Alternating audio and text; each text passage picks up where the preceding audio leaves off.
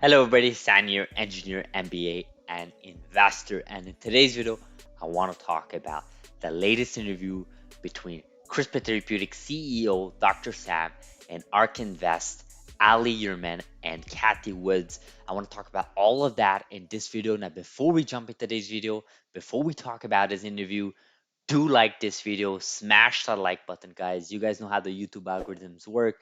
I gotta ask you guys to do that. If you want to go a step further, do subscribe. Underneath this video, there's a subscribe button and there is the notification bell for our videos to get to you faster. So, and do let me know in the comment section below what you guys think about this interview. Hopefully, you guys watch this interview. I will link this interview in the description below here. And I did take a lot of notes there, and we're gonna take a look at those notes. But before we look at those notes, I do want to mention this interview could be found on either Spotify, Google Podcasts, or just go directly on arkinvest.com podcast section. Just select this latest episode 114. I think Ark Invest interviews are really, really well done. There's a lot of information there, but more specifically, they always put those key points for each of their episodes, and you should definitely reference to those as you're listening to this interview through the podcast. But I did take my own notes, and before we take a look at my notes, I do also want to mention that this was a great interview. Props to Ali Yerman, props to Kathy Woods, props to the whole Ark Invest team because it's very hard to have these types of interviews because you're working with time restrictions and also you're working under like a lot of restrictions that a lot of investors may not know. Like, for example, Dr. Sam is the CEO of a public company. And as a CEO of a public company, you can't just be disclosing information that is not public. So you have to navigate yourself very in a strategic way, not to basically be in trouble by the SEC, right? Which obviously regulate all these companies very carefully. We've seen what happened with Elon Musk in the past and Tesla. And this is a great foreshadowing because Dr. Sam is definitely, in my opinion, a Tesla fan. But that is another topic maybe for another day. But I do want to jump in today's notes here. So I did take a lot of notes, and I'll try to make this video as dense as I can. But basically, the interview started out really well. It was basically a macro environment interview. And I just love the idea how Dr. Sam is able to compare what's going on with genomics slash CRISPR slash genome editing and also compare it with the current status quo with technology companies like Apple, right? He compares the the market cap of all these CRISPR genome editing and genomics company with a company like Apple, and he says basically in his words that these companies in the genomic space are unfairly valued, right? There is a disconnect, right? That's the word he uses. There's a disconnect, there's a mismatch at how public markets are defining these biotech genomics companies, right? So that was the first point made here. And then Cathy Woods, and honestly, Cathy Woods was a little bit more in the backseat here. It was more Ali leading with questions, but Cathy Woods did mention that right now it's a beautiful setup with artificial intelligence, with cloud, with all this big data, these technologies are emerging. Investors who are afraid of this space are going to come back at some point in the near future.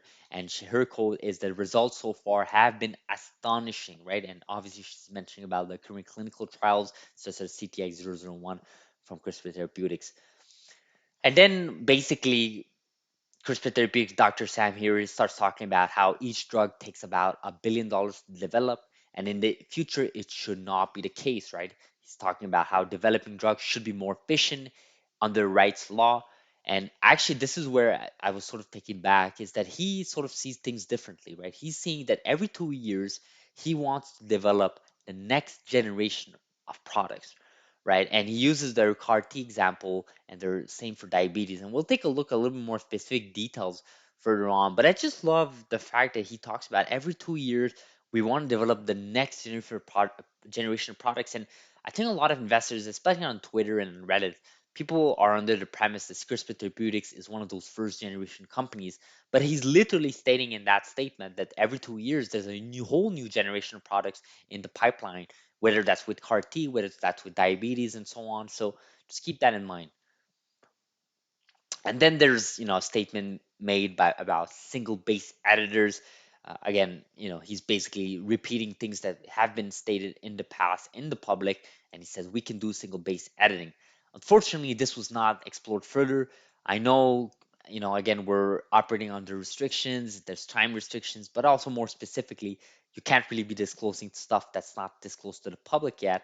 And obviously, if you do that, you're going to get in serious trouble by the SEC and by other regulatory bodies. So that's all the information we got. But he did mention that, for example, thalassemia has over 200 mutations in one gene. So you can't just do a single base edit, right? You need different strategies for different set of disease. And obviously, this is referencing to the question about CRISPR-Cas9 nuclease cuts versus, for example, other generation of CRISPR um, edits, for example, base editors, or the other companies that came about, for example, Chardonnay's our DNA from Caribou Biosciences, obviously I have Graphite Bio and so on. So just keep that in mind as we go forward here.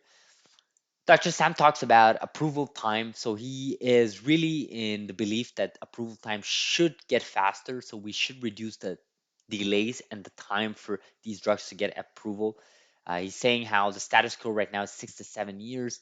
But with their CAR T programs, they believe that the next approval will be faster, right? And this is sort of referencing back to the generation comment earlier, and that diabetes will take 1 year for the next generation, right? So just keep that.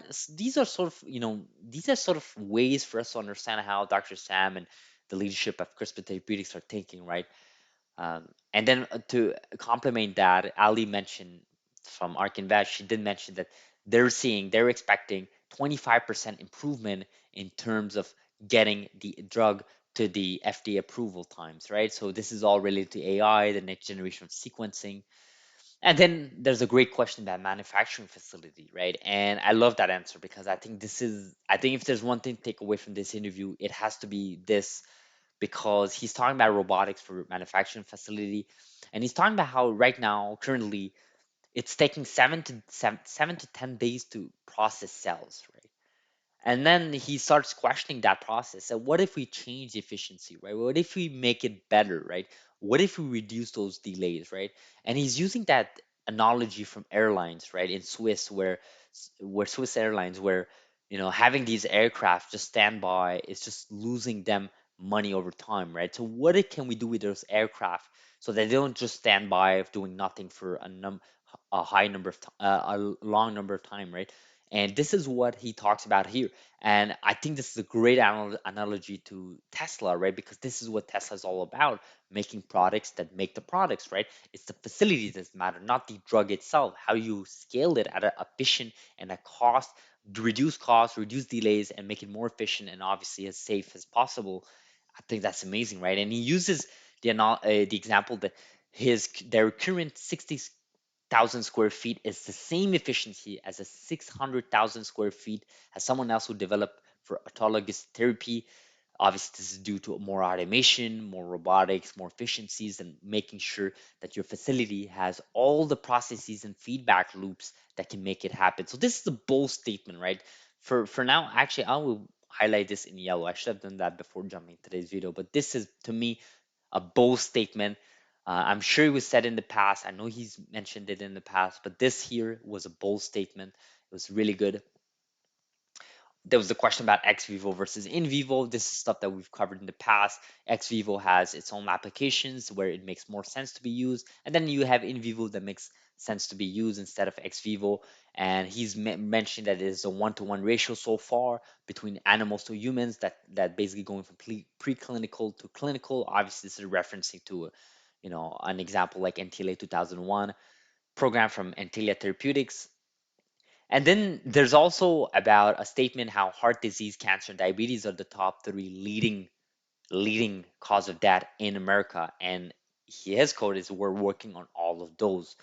The only thing I didn't get is cancer. Obviously, we know diabetes. We all know, but heart disease, I know he's mentioned this in the past, at least that's what I would want to believe, but I never really saw specific details about it. Now, I know Verve Therapeutics are working on that on their end, but I'm curious to see what information we have further. Now, obviously, it has to be undisclosed yet because it's not on the website, But I would love to have more information on how they're tackling those. And that was mentioned in the interview a couple of times. So clearly he wants to tackle heart diseases, and I think it's a noble way of doing it. I think it's a noble idea. I think we definitely want more players in this space. Heart disease is the leading cause of death in North America. I think it is a serious issue, especially with cholesterol issues and so on. So what I'm seeing here, I love it, but I would love to have more details in the future. And then they're talking about creating artificial pancreas. This is about all about organs off the shelf. You'll see that topic come again. But basically, it's about, their diabetes program, and they're saying that they're gonna dose their first patient soon. And this is obviously referencing to with Health Canada and Viasite's partnership altogether. We've covered in this channel. But I'm curious to see the data for that program. I think it's going to be amazing. And I think what he is betting on, not just he, but the whole company, is the organs off the shelf idea, which we'll take a look shortly. And then he made several comments about making edits for chronic severe pains. What if you could edit, you make edits to pain receptors? You can just eliminate the need for opioids. So it's just a crazy amount of TAM, right? Total addressable markets with CRISPR-Cas9, for example. There's so much they can do, right? I did see he mentioned that there's over 10 indications with in vivo CRISPR therapeutics. Again, most of it, all of it in vivo is undisclosed, so we don't have specific details. So they're not that far with those programs. But he did mention that statement. I will put it in yellow because it's an interesting statement. He's talking about a 50-50 opportunity with ex vivo and in vivo. Nothing revolutionary there in terms of statement. So regenerative medicine, they're talking about doing it in mass production with CRISPR. For the first time in history, we can do it. Obviously, we disclosed that information with the xenotransplantation news last week with the pig's heart, which obviously broke the news. And he did mention that in this interview, but he did say that this is the next wave of technology for CRISPR therapeutics, right? Organs off the shelf. What if you can basically create artificial pancreas, instead of basically, injecting yourself with insulin, right? Due to having diabetes, right? So that's just food for thought, right? He did mention he's having his time of his life, obviously, a statement about the question is so how he sees himself in 10 years by 2030. So that was a statement here. Reducing cardiovascular diseases, extending human life for them. This is their mission statement, and it's exactly what's happening. Extending human life. It's exactly what they're doing. And what's really big here, maybe this was the second biggest statement here, if not the biggest statement. I'm gonna bold this out. Basically, they have currently dosed over basically 120 patients out of the 150 worldwide known from uh, from anything to do with CRISPR. Now, that is his statement. Whether it's true or not, I haven't really verified yet. But I don't think he'll be saying that type of information on a Ark Invest podcast without due diligence. So definitely great news. Those 120 patients, you can't get better than that. To me, this is the leading CRISPR company. Unfortunately, they're sort of not valued properly by public markets along with other CRISPR companies.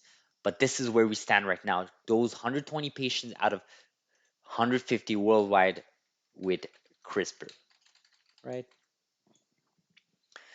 Then he made a comment that I didn't really understand actually. I would love someone to expand on that. He said about if you do it in a robust industrialized process, you won't see translocations or off targets. Basically, a comment about how in my opinion, he was basically stating, if you can make whatever you want from that statement, but in my opinion, I'm seeing that he basically is saying you don't need those second generation of CRISPR companies, for example, Graphite Bio or Chardonnay's RDNA, if you do it in a robust industrialized process. Now, whatever that means, I have no idea, but I'm just stating what he said, right? And then Ark Invest estimates that 170 genome edited programs will be approved or commercialized by the next decade. So clearly, this is great news. I think I will also highlight this. I think that is great news that we've always said about it. Right now, as we stand in 2022, there is a big fat zero commercial or slash approved FDA CRISPR drug. So, I mean, we're just looking at the next year, 10 years, we're looking at jumping that to 170. So you gotta imagine the CRISPR therapeutics will have at least a share of that, considering they have currently those 120 patients out of the 150 worldwide. But those are just I'm just nitpicking at this point. So on top of that, Dr. Sam did expect one third of the pharma market to have some sort of cell slash gene therapy. I think those are bold statements by 2032, but I think it is definitely possible, especially with Pfizer getting into the space, with Bayer, with all these Regeneron, Vertex, all these big pharma companies. I don't see why not. If we often talk about CRISPR technology of CRISPR and what it can achieve, all these academic papers being released every single month, every single week, then we should be in a position to estimate at least that a third of the pharma market. We'll see how it pans out, right? And then there's a goal to become $1 trillion market company. He did mention that in the past, so it's not like something he's never said before. I just find it nice that he said it. Um, it's always great to have a CEO that believes in his own company and that is willing to make those types of statements, considering there is no current healthcare company that's worth $1 trillion market if you exclude Apple, because they're not really a healthcare company, although they do have the Apple Watch, which I'm actually wearing, that does a lot with health. Actually, I'm always calculating my heartbeats and oxygen levels and whatever from that watch, which is pretty epic. But obviously, we're not talking about that type of healthcare company, right? So, and he's talking about reaching that goal without becoming one of those current big pharma companies. It's about being different, right? It's about being one of those companies that are revolutionary, that can use and leverage technologies like CRISPR, obviously CRISPR Therapeutics using CRISPR, to sort of make a positive change in the world, right? And this is what they talk about here, and it's actually a great way segue into a question that was asked: is what will you do with all that money, actually? And I actually think this was you really had to read along the lines for that question, because he basically said, look, we have a huge capital base, but you need that huge capital base to basically have those next generation medicine, which we've referenced before. And basically, the question was rather asked by Ali is what about M&A, right? And he never really answered that question specifically. He just basically contoured it, basically saying, look, we have a lot of cash. We have a lot of that belief that in the future we'll have next generation of medicine, even with the current programs. So we need to invest in those programs. Now, whether they will cost 2.4 or 2.5 billion at this point, that's another topic for maybe another day. But I strongly believe M&A should always be on the table for every company out there, because even a small acquisition can become huge. And he did mention that there will be consolidation in this space, so he's aware of that, and he's aware that big pharma companies will acquire smaller players, or there will be emerging companies, especially in the CRISPR space. Um, so there's that, but unfortunately, he couldn't really expand much on that. He did mention there'll be 5 to 10 dominant players, not just one big gorilla player like he mentioned. So who are going to be the 5 dominant players, 5 to 10? Obviously, the CEO believes he can be one of those dominant players, and we believe CRISPR Therapeutics will be one of the 5 to 10 dominant players. And then the interview sort of finished on a fun note here. It says a lot. He made fun of rating agencies that are asking what CRISPR Therapeutics are doing on the ESG side, right? Obviously about the governance and the social environment side of things. And he sort of laughed at that. So look, we're literally extending human life. We're literally trying to eradicate diseases, saving human lives, and you're asking us about what we're doing for the environment, social, and governance side of things. And I agree with him. That's a little bit it's a little bit of an insult, right? I guess you could ask that to a company that's making a few gadgets on the roads, um, or on your pockets, but you know, talking asking that to a company is literally saving human lives is a bit of an insult, right? I think rating agencies should be doing their due diligence there, if they even are doing it. So, anyways, and he is referencing to Tesla at the end, right? And that reference came from how in today's environment, public companies are for the first time ever sort of leading the change, leading the revolution to technologies, as opposed to in the past where governments were leading it. Obviously, referencing to the Manhattan Project, or also with space, right? In the 60s, 70s, where governments led the way. But in today, you see space like in the space, you see SpaceX. In the energy side, you see Tesla, which was that reference for. And then with healthcare, now you see all these public companies really trying to narrow down and eradicate disease on their own. Obviously, they will still need governors, They will still need governments. They will still need communities, regulators to support them and to collaborate with them. This is not just private slash public companies just leading the way alone. It doesn't work like that. You need a whole constituents of bodies, but we've already said it in the past.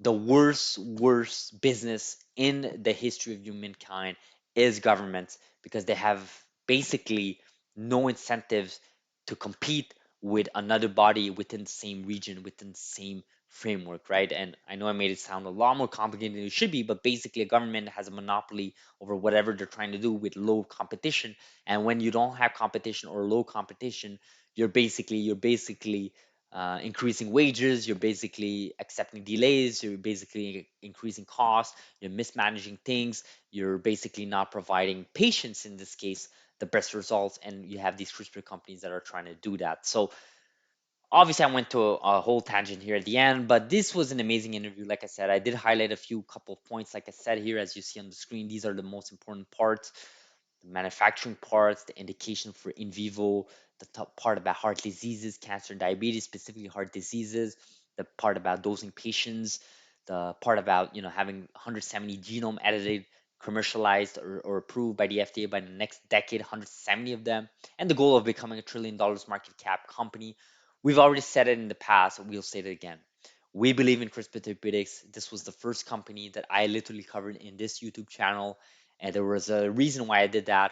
Not just because there were and there are the leading CRISPR company in terms of where their program is with CTX001 with respect to every single program out there with CRISPR technology, but also the fact their leadership, Dr. Sam here, as you can see from this interview, is well spoken. He understands the business side of things, and clearly he is fascinated by companies like Tesla and Apple even, and sort of try to bring that enthusiasm, try to bring that revolutionary technology mindset to healthcare slash genomics slash biotech, where they can sort of advance humanity forward, extend human life. I just love it.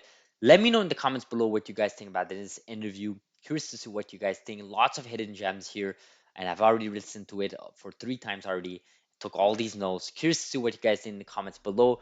Do like this video if you found value, guys. Subscribe if you not subscribed, and we will see each other in the next video. Thank you so much for watching, and have a beautiful, beautiful day. Thank you.